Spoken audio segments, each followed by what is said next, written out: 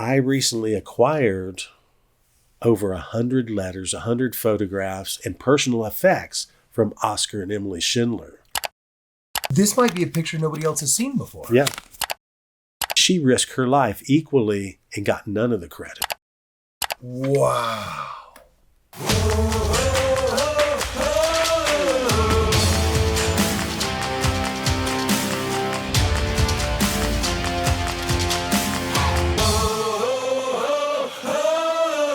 You own a lot. You own a lot of stuff. What are your top 10 books, or maybe top 5, that just give you the creeps?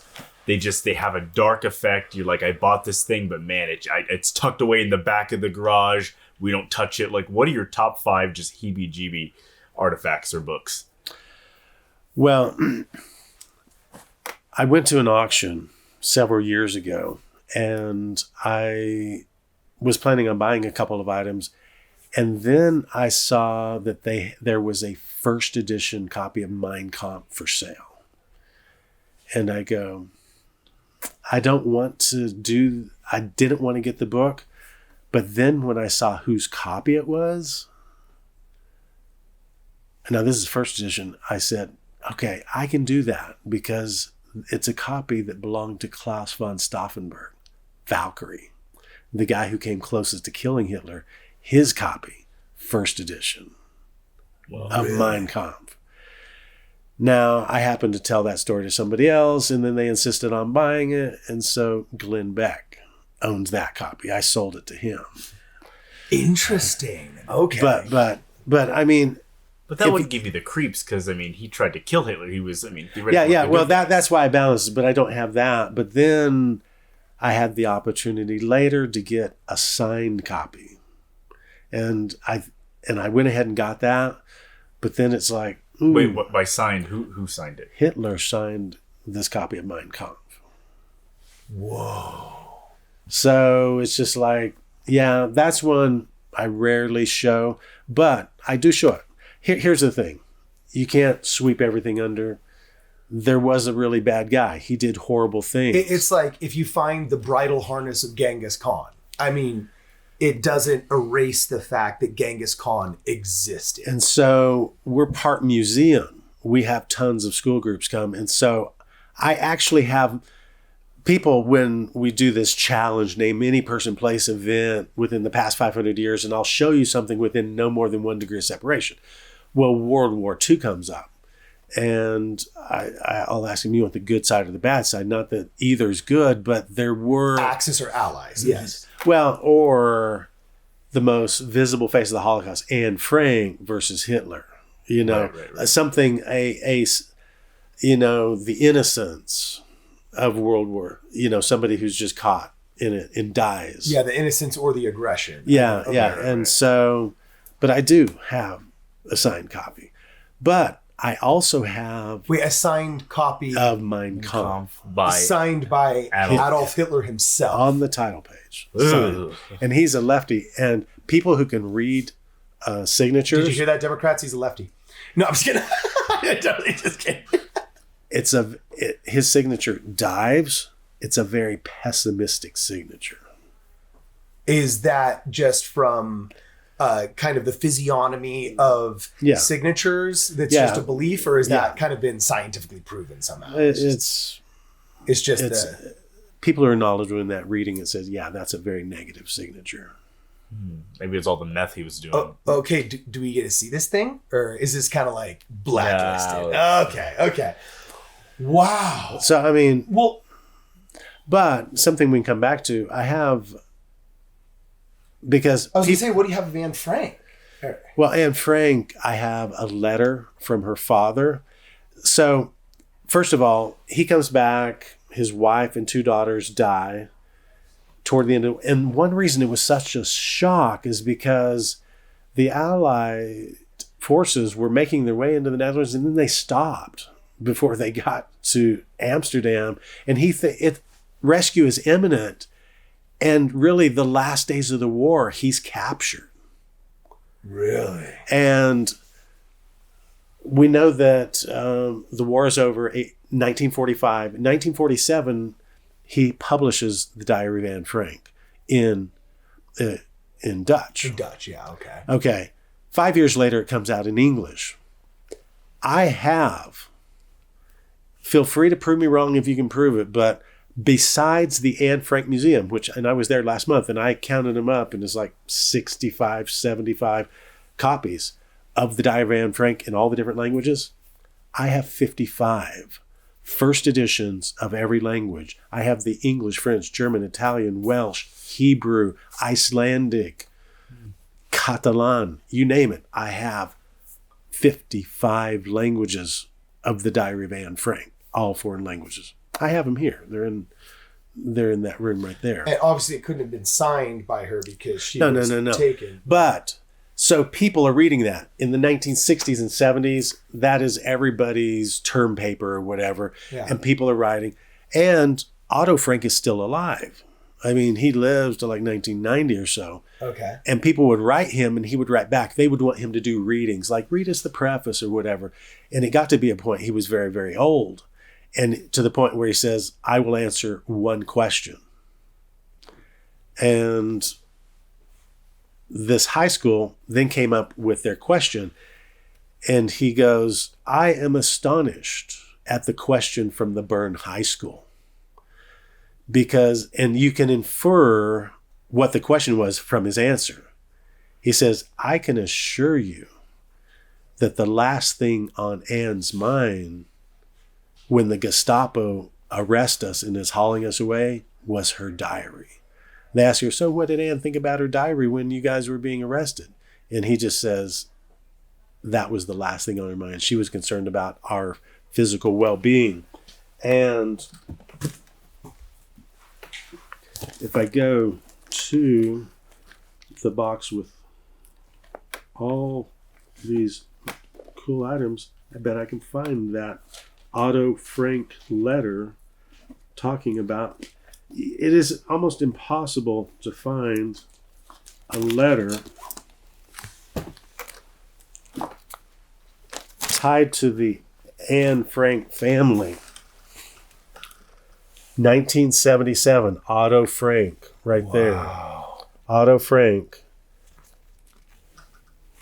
So this is a surviving member of the family that was the only surviving member. The only surviving member. Wow. Yes. You're looking forward to, okay, I regret very much that I have to disappoint you. I cannot fulfill your wish to send you a tape as part of an epilogue. I am now 88 years of age and am feeling it and have to refrain from such an emotional activity. Yeah. I hope you will understand. I am astonished about your question of the Bern High School. The students seem not to realize what the sudden appearance of the Gestapo in our hiding place meant to us. And during this shock, Anne surely did not think about her diary at all. Oh, wow. I mean, that's about as firsthand as you're going to get. Anything Anne Frank. Yeah, man. Oh, I can't imagine the grief of her father. Now, there's another story that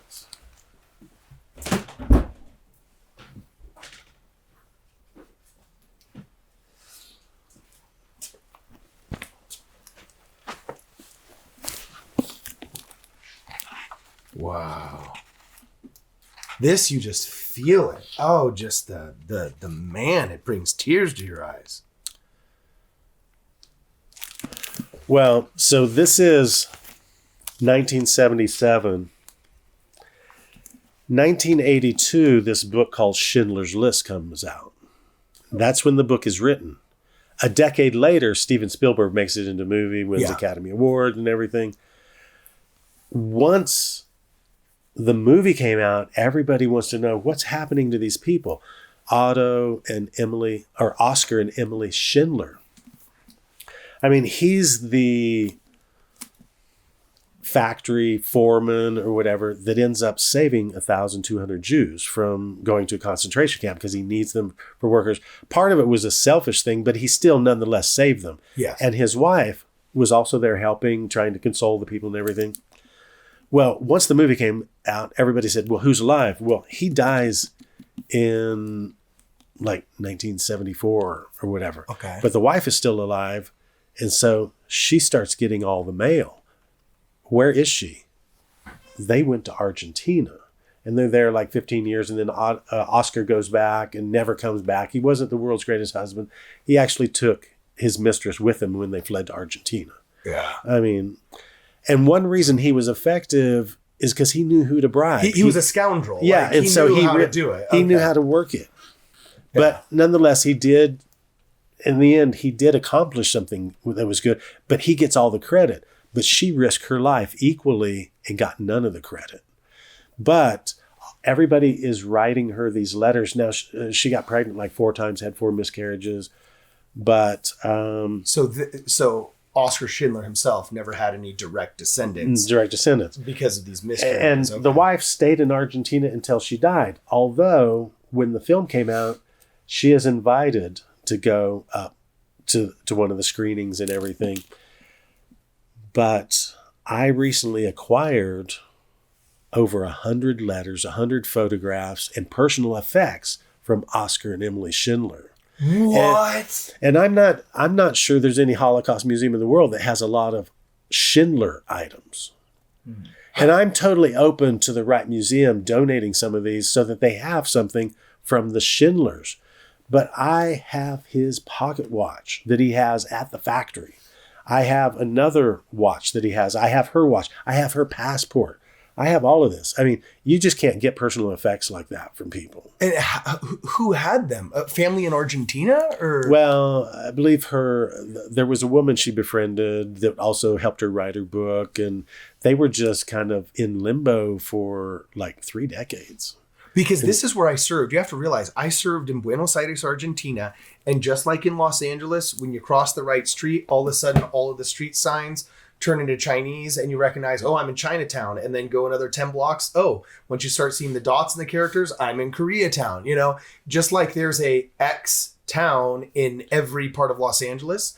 When you go to Argentina, the second you start hitting Rosario and Entre Rios and some of these northern provinces, you start getting street signs just in German. You will have people that answer the door, especially the elderly, that will say Guten Tag. And they, just like there's people's grandparents here who only speak Hungarian or Spanish or whatever. Well, I went to Bolivia on my mission. Do you know who ended up in Bolivia? Okay. He was there when I was there. Oh, man. Who? Klaus Barbie. I mean, he was like the butcher. I mean, he was a really bad guy. Yeah, he literally would be on the main Prado having his coffee every morning. Wow. Yeah. I can't believe how many of those Nazis escaped and just lived out in the open for so long. Oh, yeah. In my mission, there was probably 10 to 20 that were prominently found, and the Mossad chased him down, and famously they caught, Ben Kingsley played the role in the movie. Who was... Eric Eichmann. Yes, Eric Eichmann. So Eric Eichmann was caught in Argentina, but... Well, okay, and speaking of that, they whisk him away, kidnap him basically, take him back, and they have a 19-month trial.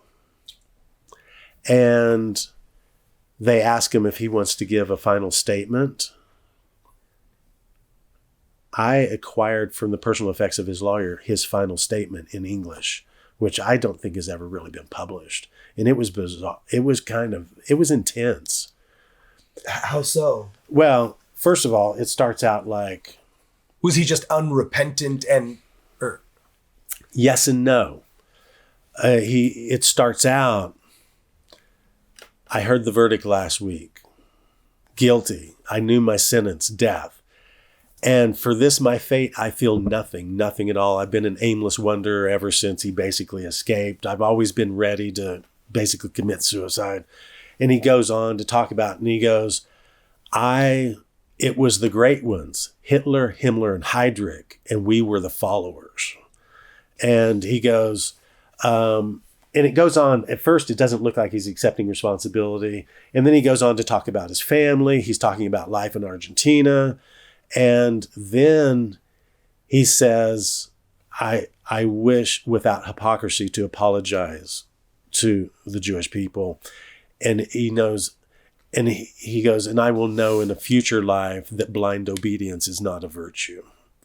So, and interesting. But then the most interesting part was he referred to his time in Argentina. He says, and it turns out the gypsy woman was right.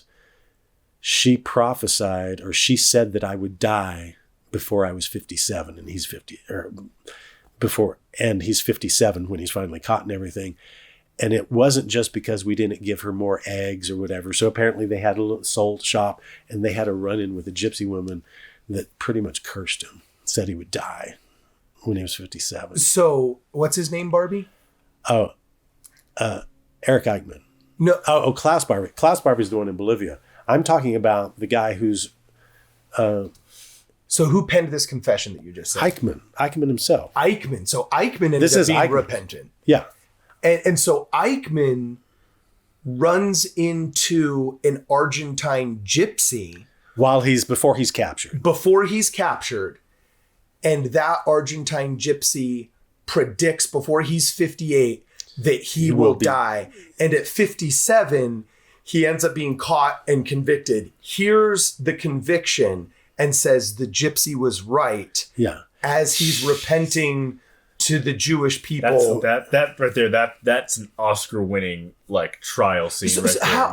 How in the zeitgeist of all of post-war Nazi hunting has this gypsy figure not been more prominent? Is just because you have the only copy of this? Is it just not well known? What? Well, it's a copy I no longer have. One of the items I regret selling, but I read it several times, and it just sticks with you when you can just see him penning it, and then in all of this to bring up that conversation with the gypsy. And well, so I mean, he talks about he was miserable. Yeah, like any moment ready to unalive himself. The guy was just I mean, after you do that much evil, you're gonna have no anything positive left. But the line that stuck out to me says, "I will know in a future life that blind obedience is not a virtue." So he's still in this pantheism reincarnation. He's gonna.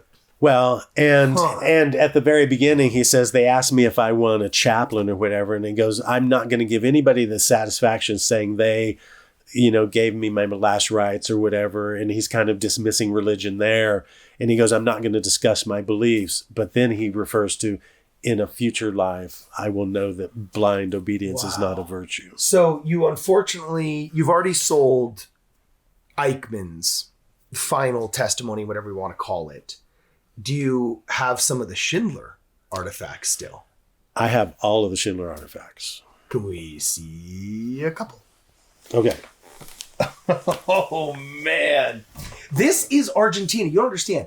This is where I served. Like, they still had men on search lists when I was there that were at large and still young enough that they could be actively pursued. And it's so strange to think because there's been 3 young generations born since then. So some people, we've really reached the point where even World War II is ancient history for some of these young kids. And I've noticed that on TikTok and Instagram. But Russell M. Nelson was born pre-war. He was a teenager when World War II happened. Even weirder, with Operation Paperclip, when the German leaders went to work for NASA, like Werner von Braun, they went to Texas. And I grew up in Houston. I grew up right near Hofmeister and Muschke Road.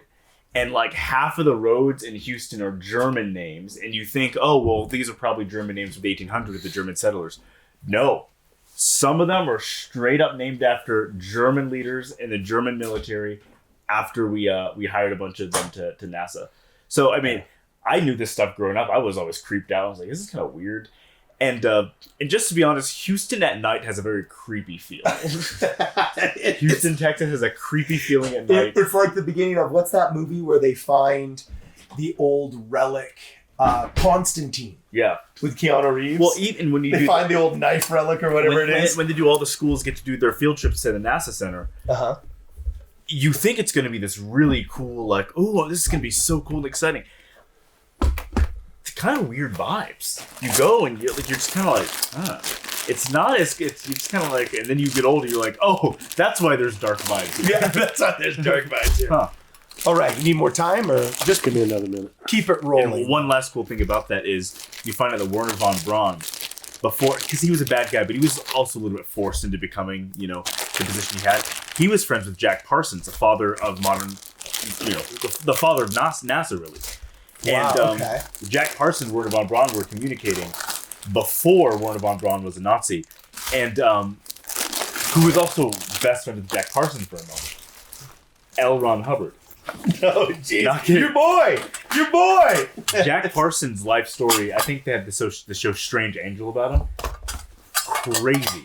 And occultists to this day still credit him for ushering in the end of the world accidentally. For accidentally opening up a portal in Nevada.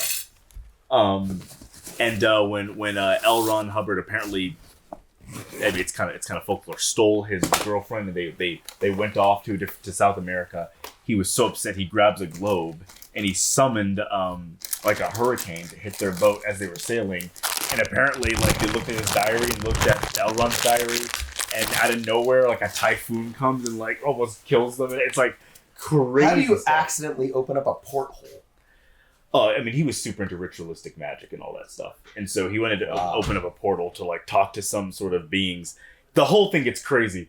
All this stuff gets crazy. People think crazy stuff is going down now. No, in the 40s, 50s, and 60s, they were doing unbelievably crazy things. Oh, jeez. But that's why Nevada and New Mexico were so creepy at night as well. Oh, man. Okay, what is... Can we... Oh, my gosh. I don't dare touch that until Reid comes back. Oh, my gosh. Look at that. That says Schindler on it. Emily Schindler. There's a passport. Don't tell me that's his passport. Oh. I'm going to wait. Get this on camera. So I am evidenced as not having touched anything. There's evidence that I did not touch anything in the absence of Reid Moon. Okay, what? I'm glad you're back because it was hard not to just start rummaging through this. Yeah. So people will ask, how do we know it's really theirs? How about I show you her passport? I mean, there's only one Emily Schindler right there that matches her birth date and everything. I mean, that's Emily Schindler's passport. Wow. And this is German passport? It's a German passport because she was German. She's a German citizen. Okay. Yeah. But I have... And there it is in Buenos Aires. Wow. So then after the movies and everything come out, they're getting these little Oscar and Emily Schindler, getting all of these commemorative things from different groups saying you guys are great humanitarians. Uh-huh. And I have over 100 photographs. There she is later in life. I mean, wow. Oh, what a beautiful smile.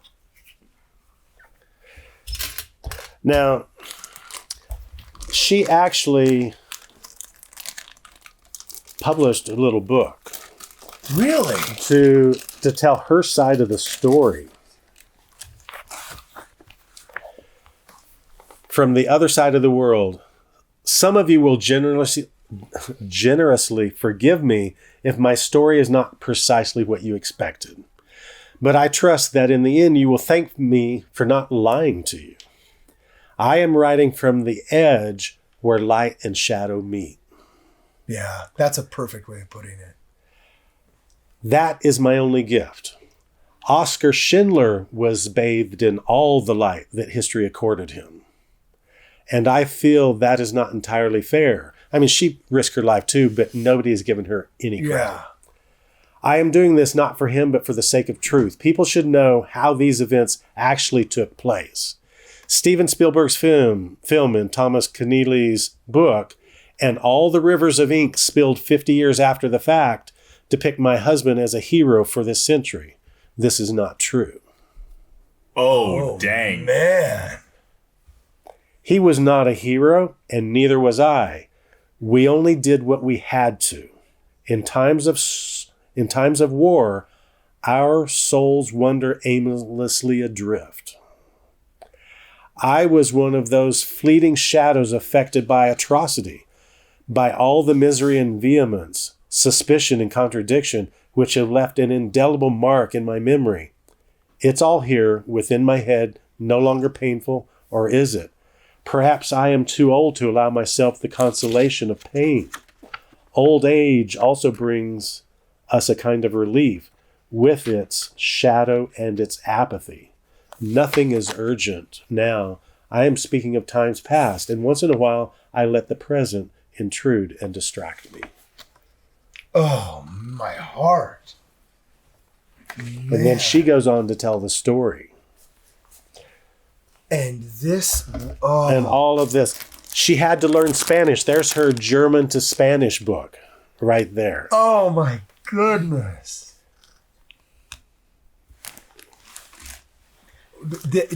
How? And people sent her birthday cards. Emily Schindler. Here, there. Look at that address. Wow, yeah, there it is.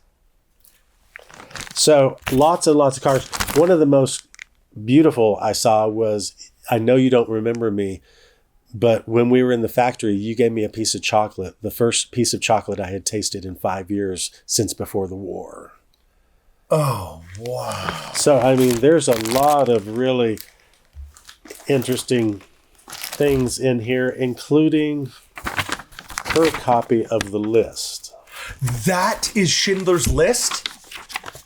Copy. Her copy of Schindler's List. Wow.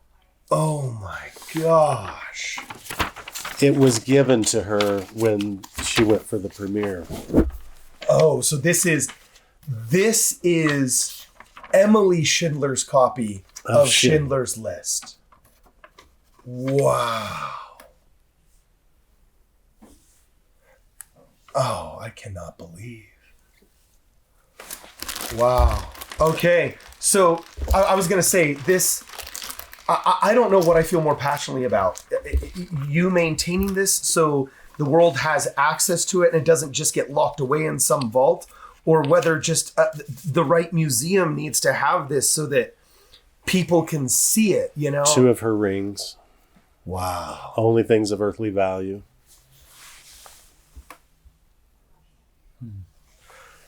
Okay. Anything else to say on this one? Or just, I feel like I need to cool down, like... Oh, yeah, let's... The Zapruder film fell. Yeah, only at Reid Moon's museum can you have the film of who shot John F. Kennedy sitting right next to Emily Schindler's passport and personal jewelry. Oscar Schindler's watch, Emily Schindler's watch. Whoa. So this is it. Okay. I mean, to have personal effects from these iconic people in history is just... Oh my gosh. A lot of those are extended family. Mm-hmm. She met her niece who gave her a bunch of these pictures. But, yeah, I mean, to have this from their collection. Well, and here's another stack of photos.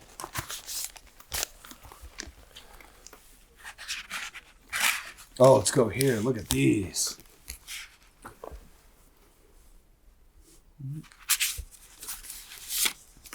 So this was Oscar Schindler then? Yeah, that's Oscar Schindler right there. So that's Oscar Schindler. And then Emily, that's probably her. Let's see. Wow. Oh, this is actually Oscar Schindler getting on a horse. Wow. Doesn't look like Liam Neeson. No. Right there. Wow. What a beautiful woman. Yeah, this is actually this is actually at the time of Schindler's List, because that's 1944. Oh, man. So that's literally at the time he's doing The Factory. This might be a picture nobody else has seen before. Yeah. Wow. Never before seen documents and relics of Oscar and Emily Schindler. Wow. Okay. This makes you think of like how bizarre it was that so many of the Germans went to Argentina and Brazil, and then ended up having create new families in those places. Well, there was a famine that had preceded, and it's interesting. The same migration that made it possible for the Nazis to have an escape route via the help that they got from the Vatican was because of a great famine that had happened at the turn of the previous century. And a lot of people had to leave Germany. There was also many immigrants that had been rejected from Ellis Island and those migrations that had gone down to Buenos Aires as well. So there had already been 20 or 30 years strong Right. a German presence in Argentina, along with all the other Europeans. Like when I served my mission in Argentina, I think it was, somebody will find the true stat, but it was something to the 80th percentile of porteños, which are people that are in Buenos Aires. Some 80% of them are of Italian and Spanish European heritage. There's a girl in my ward who is directly related to German leadership. Really? And it's kind of interesting on how fast how many of them really believe in the ideology. Yeah, well, it's why we have that birth psychology. Trying to understand the groupthink of the German people is what births a study of psychology. Yeah. So, because they immediately went and polluted their bloodline. I hate to use their language, but polluted their bloodline, quote unquote. yeah. And the same with the Japanese. It's they very clearly are not Aryans. You know? And then Hitler's like, they're honorary Aryans, and everyone's like, what do you mean? Yeah, right. Does he even believe this? What's going on? Yeah, so